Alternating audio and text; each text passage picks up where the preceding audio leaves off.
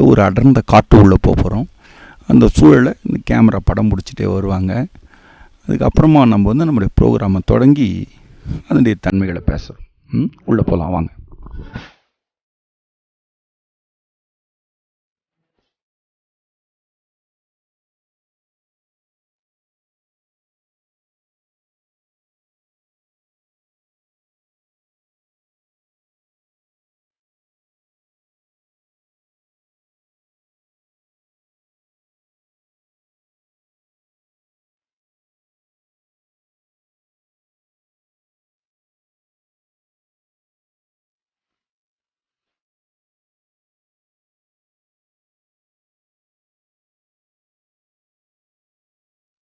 இந்த காட்டு உள்ள நுழைஞ்சி ஒரு டேம், பாதுகாக்கப்பட்ட ஒரு அணைக்கட்டுக்கு உள்ளே ஒரு 15 நிமிஷம் நட இருந்தது.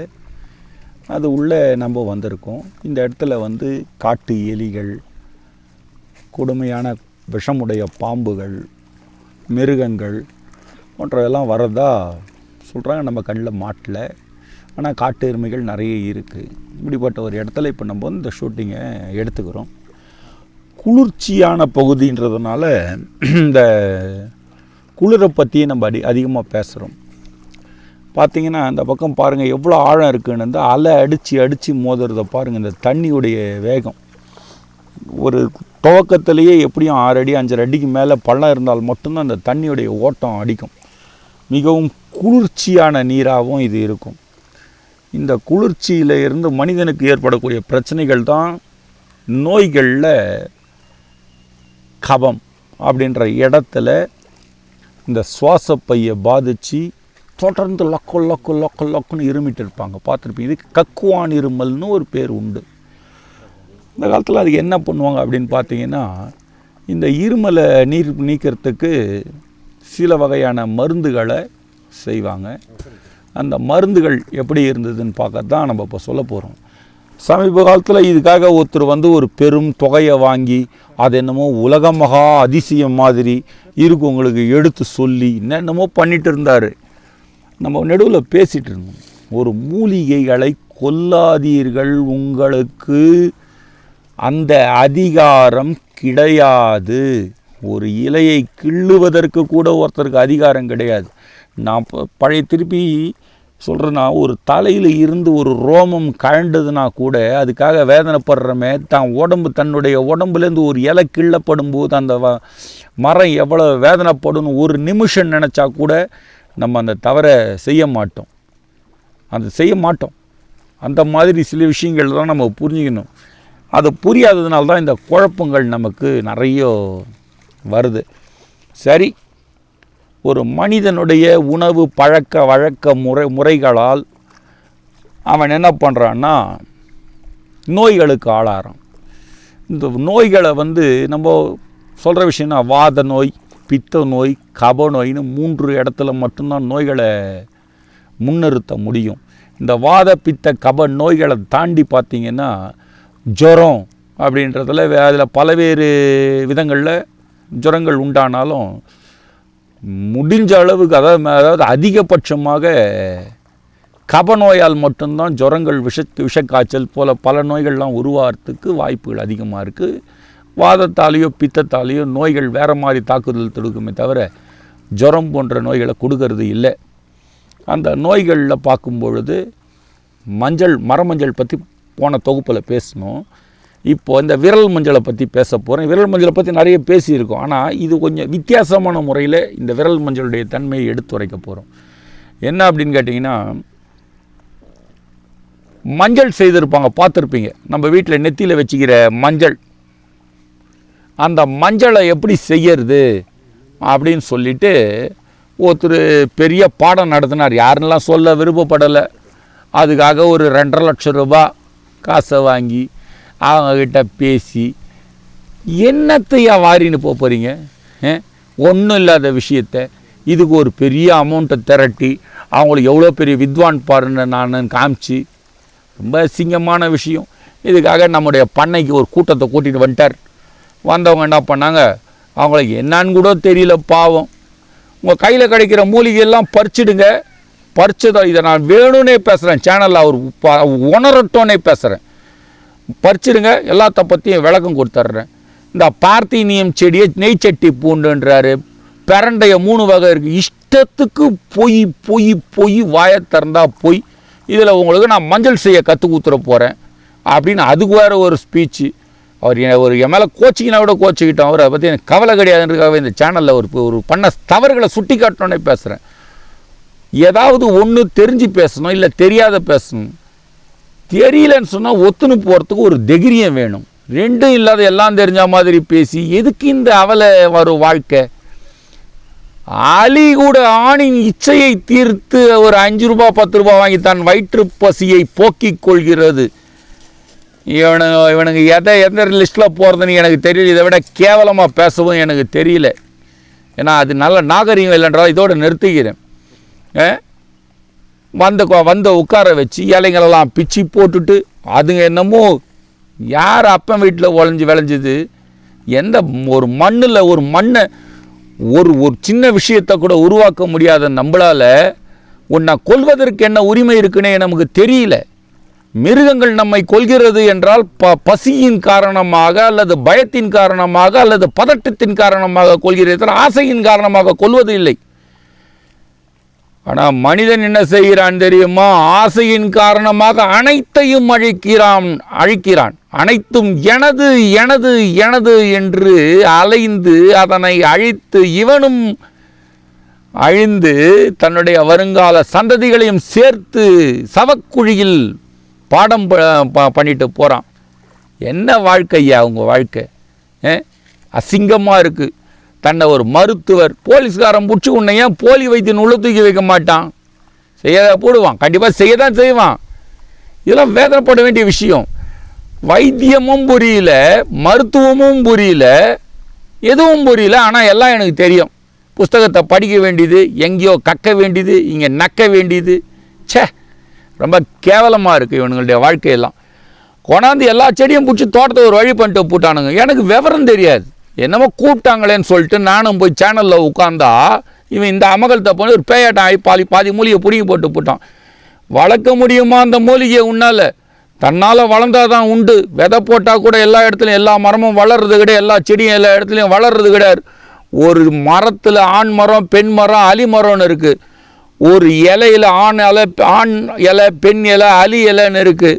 ஒரு கிளையிலும் ஒரு காயிலும் ஒரு கனியிலும் ஆண் பெண் அலித்தன்மை கொண்டு தான் இயக்கமே காண்கிறது. ஒரு காய் சுவைப்பதை போல் இன்னொரு காய் சுவைக்காது. ஒரு காய் கசப்பு இருப்பதை போல் இன்னொரு காய் கசக்காது.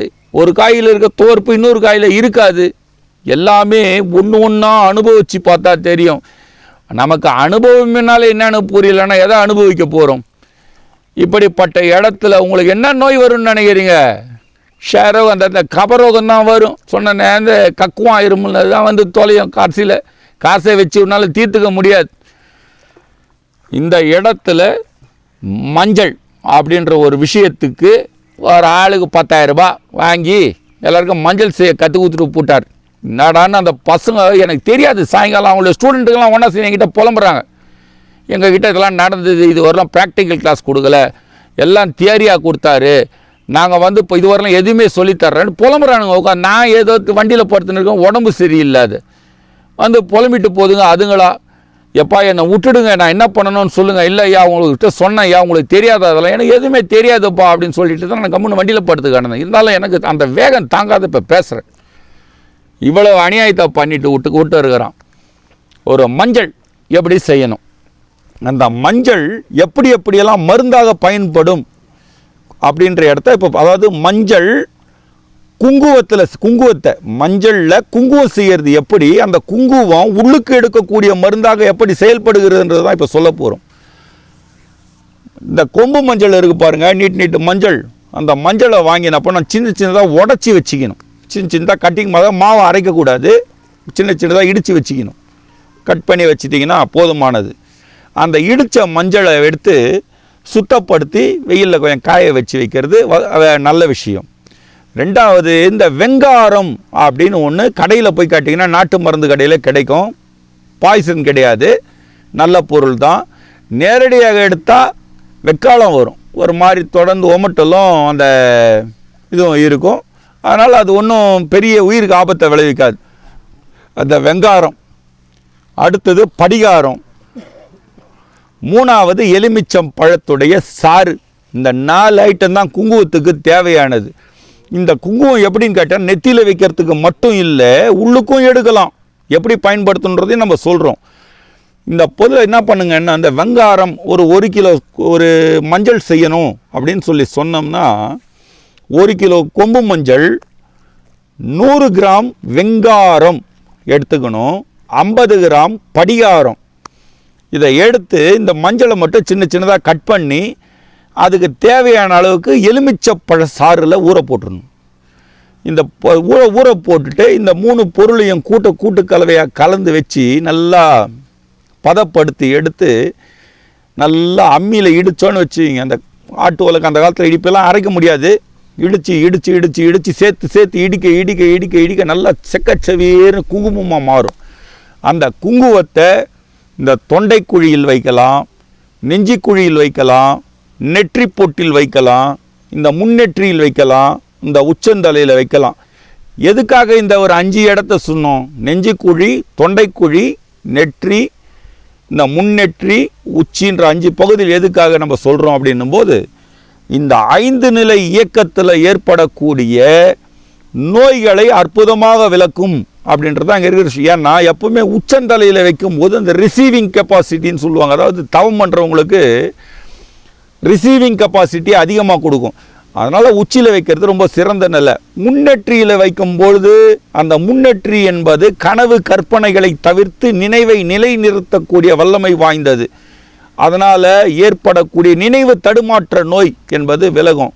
நெற்றி பொறி என்பது எப்போவுமே எல்லாருக்குமே தெரிஞ்ச விஷயம். உள்ளே போகிற காற்றுல விஷத்தன்மைகள் இருந்ததுன்னா காற்று நேராக மூக்கு வழியாக இருதயத்துக்கு இறங்கிறது இல்லை, மூக்கு வழியாக நெற்றிக்கு போய் நெற்றியால் வடிகட்டப்பட்டு பெருமூளைக்கு தேவையான பிராணனை கொடுத்து அதுக்கப்புறமா உள்நோக்கி பாய்ந்து சுவாசப்பைக்கு சுத்திகரிக்கப்பட்டு உடம்பு நிறைய பரவி செயல்படக்கூடியது தான் வாயுக்களுடைய தன்மை. அப்போ இந்த நெற்றியில் வைக்கும்போது இந்த மருத்துவ குணம் நிறைந்த இந்த குங்குமமானது நெற்றியில் இருக்கக்கூடிய தேவையற்ற மாசுக்களை அகற்றிவிடும், சுத்தமான விஷயங்களை கொடுக்கும்.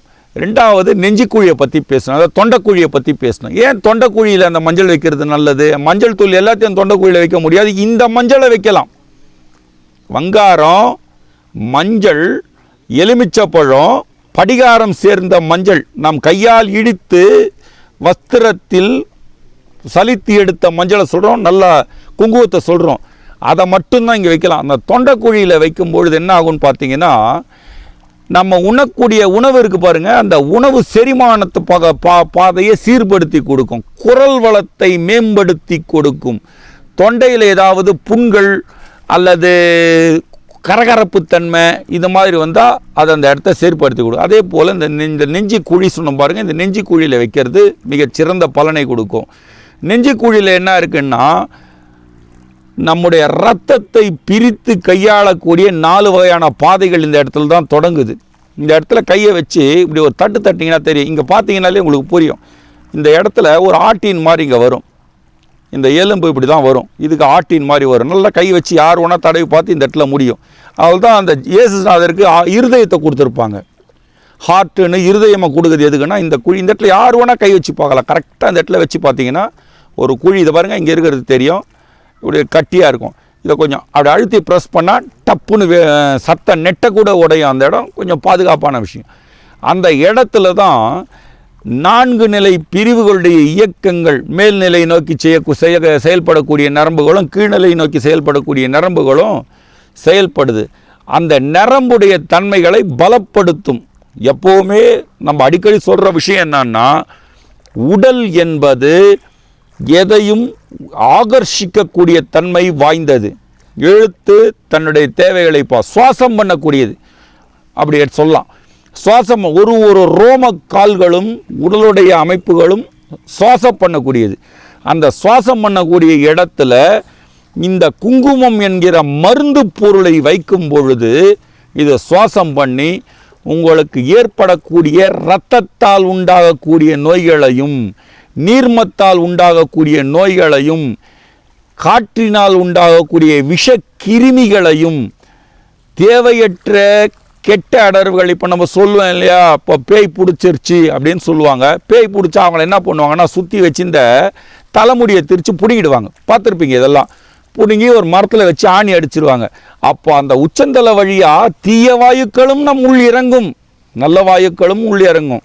இதுக்கு தேவதா சக்திகள் அல்லது பிரேத சக்திகள், இப்படி எப்படி வேணால் சொல்லிக்கலாம். அந்த சக்திகளுடைய இறக்கத்தை கட்டுப்படுத்துவதற்காக தூய வாயுக்களையும் தூய ஆகர்ஷண சக்தியும் பெறுவதற்காக உச்சியில் வைக்கிறோம். இது மாதிரி இதை சாதாரண குங்குமங்கள் நமக்கு செய்யாது. ஆனால் இந்த மருந்து குங்குமம் நமக்கு செய்யும். அதுக்காக தான் இதை செய்யறது. மேலும் இந்த தொடர்ந்து இருமிட்டே இருப்பாங்க. பார்த்தீங்கன்னா அவங்களுக்கு இந்த இதே வரும், அதாவது கக்குவான் இருமல்னு அதை சொல்லுவாங்க. அந்த கக்குவான் இருமலுக்கு பார்த்தீங்கன்னா மருந்து கிடையாது. என்னென்னவோ பண்ணுவாங்க, ராத்திரியெல்லாம் இரும்புவாங்க. பாவம், loco loco loco loco loco லொக்கோன்னு தூங்க விட முடியாது, தூங்கவும் முடியாது.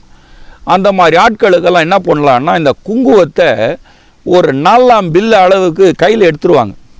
எடுத்துட்டு இந்த இது உள்ளே இருக்குது பாருங்கள், நாக்குள்ளே அப்படி உள்ளே கொடுத்துட்டு அன்னாளம்னு உள்ள இருக்கிற பகுதி, அதாவது நாக்குக்குள்ளே ஆட்டுக்கு 2 சதை தொங்கும் பாருங்கள், அந்த மாதிரி ஒரு ஓட்டை இருக்கும். அந்த பகுதியில் இந்த நல்ல குங்குமம் தள்ளி அப்படி வச்சு அமுக்கி விட்டுருவாங்க. அமுக்குனாங்கன்னா இந்த தொடர் இருமல் இமீடியட்டாக அரெஸ்ட் ஆகிடும். இன்றைக்கு அந்த முறைகளெல்லாம் பயன்படுத்துகிறாங்களா தெரில. குழந்தைங்களுக்கு உரம் விழுந்ததுன்னு சொல்லுவாங்க. அந்த உரம் விழுந்த குழந்தைங்களுக்கு இந்த குங்குமத்தை வச்சு தான் தடவி தட்டி எடுப்பாங்க. ஒரு காலத்தில் முதுகில் எண்ணெய் தடவி தட்டி எடுப்பாங்க.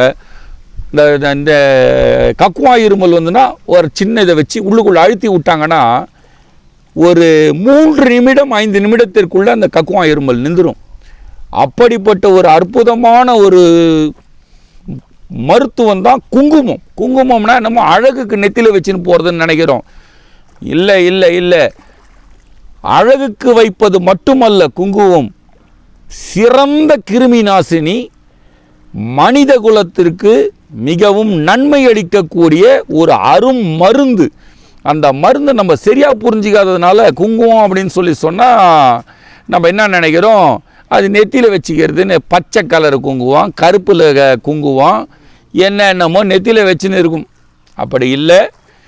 இந்த குங்குமம் தயாரிக்கும் முறை என்பதை ஒரு வீடுகளிலும் ஒருவரும் செய்து பார்த்து பயனடையலாம். இதற்கான பொருள் 1 கிலோ கொம்பு மஞ்சள். நம்ம வீட்டுக்கு சாம்பாருக்கு அரைக்கிறோமே அந்த மஞ்சள், நீட்டு மஞ்சள்னு பேர். இதுக்கு கொம்பு மஞ்சள்னு சொல்லுவோம். குண்டு மஞ்சள் உடற்பூச்சத்துக்கும் இந்த நீட்டு மஞ்சள் இதுக்கும் உதவுது. இந்த நீட்டு மஞ்சளை எடுத்து 1 கிலோ நீட்டு மஞ்சளுக்கு 100 கிராம் வெங்காரம் கடையில் கேட்டால் கிடைக்கும், பாய்சன் இல்லை. அதே போல் 50 கிராம் படிகாரம். இது ரெண்டையும் வாங்கி ஒரு 25லேருந்து 30 எலுமிச்சம்பழத்தை கட் பண்ணி அதை சாறு பிழிஞ்சு இந்த மஞ்சளை நல்லா ஊற வச்சுட்டு எல்லாத்தையும் நல்லா காஞ்சதுக்கப்புறம் அந்த சாரெல்லாம் மஞ்சள் உறிஞ்சினதுக்கப்புறம் காஞ்சதுக்கப்புறம் இந்த வெங்காயம், இது சுத்தி முறைகள் இருக்குது. தேவையாக இருந்தால் பண்ணால் அவ்வளோ ஒன்றும் தேவைப்படாது. எல்லாத்தையும் ஒன்றா சேர்த்து நல்லா இடித்தோம்னா செக்கச்செவேறு குங்குமம் வரும். இதுதான் ஒரிஜினல் குங்குமம். நெற்றியை புண்ணாக்காது, உடலுக்கு தீங்கு விளைவிக்காது. மருந்தாக உள்ளுக்கு பயன்படுத்தினாலும் உள்ளுக்கு பயன்படுத்தி இந்த கக்குவான் இருமலை தடுத்துக்கலாம். இன்றைக்கி கக்குவான் இருமலுக்கு போனால் நெபுலைசர் வைக்கிறான் மூக்கில், என்னென்னமோ பண்ணி பார்க்குறாங்க, தீர்ந்த மாதிரி இல்லை. பல இடத்துங்களில் இந்த குங்குமத்தை உள்ளுக்குள்ளே தொண்டைக்குழி உள்ளே நல்லா இந்த கட்டவரில் உள்ளே வச்சு இந்த பிறகு வாயை திறந்து அப்படி வச்சு அந்த மேல் பக்கம் அமுகுனீங்கன்னா இந்த கக்குவான் இருமல் என்பது ரொம்ப அற்புதமாக விலகிடும். நாபியில் குங்குமம் வைக்கிறதுனால தொப்புள் கொடியில் சில கட்டிகள் ஏற்படலாம். சின்ன வயசில் சிலருக்கு சீழ் ஒழுகலாம். பார்த்தா சில பேர் பார்த்தீங்கன்னா சொல்லுவாங்க, இந்த தொப்புள் கொடியிலேருந்து நீர் வந்துகிட்டே இருக்கும். சும்மா இல்லாத நோண்டி எடுத்து அழுக்கு எடுத்து புண்ணாக்கிடுவாங்க. ரொம்ப சூக்ஷ்மமான இடம்ன்றது அதுக்கு பிரம்ம முடின்னு பேர். அந்த இடத்துல இந்த குங்குமத்தை வச்சிங்கன்னு சொன்னால் அந்த இடத்துல அந்த நரம்புகளுடைய தன்மைகளால் உண்டாகக்கூடிய நோய்களை அறவே நீக்கிடும். அந்த இடத்துல வைக்கும்போது இந்த பெருவயிறு வரும். சிலருக்கு பார்த்தீங்கன்னா தொப்புள் தனியாக வந்திருக்கும், அவங்களுக்கு அதெல்லாம் வச்சுன்னா காற்று பூந்ததுன்னு சொல்லுவாங்க. பிற்காலங்களில் இப்போ தொப்புள் கொடியை கரெக்டாக கட் பண்ணிவிட்டு அந்த இடத்துல நோய் கண்டு சீழ் பிடிக்குது, ரத்தம் வருது, இதெல்லாத்தையும் இந்த குங்குமமானது நீக்கிடும். ஒரு இடத்துலையும் ஒரு அற்புதத்தை அந்த குங்குமமானது செய்யும். எந்த இடத்துல உங்களுக்கு நோய் வந்திருக்கு, தீராத சீழ் பிடிச்சிருக்கு, இல்லை ஏதாவது கட்டி வந்திருக்குன்னு சொன்னால் அந்த குங்குமத்தை எடுத்து அந்த இடத்துல இந்த ஒரு புண்ணு ஆறாத புண்ணு இருக்குன்னு வச்சுக்குவோமே, அது மேலே அதை எடுத்து வச்சா போதுமானது. அந்த ரணத்தை இருக்கிற இடம் தெரியாத க்ளீன் பண்ணிட்டு தான் அடுத்த வேலையே பார்க்கும். பழைய காலங்கள்லாம் அடிபட்டுதுன்னு சொன்னால் இப்போல்லாம் நம்ம டிஞ்சர் வச்சுன்னு இருக்கிறோம், குங்குமத்தை வச்சு அமுக்கிடான்னுவாங்க. ஏன்னா வீட்டில் இடிப்பாங்க அந்த குங்குமத்தை. நமக்கு குங்குமம்னா என்னன்னு தெரியல, அதனுடைய மருத்துவ குணம் தெரியல.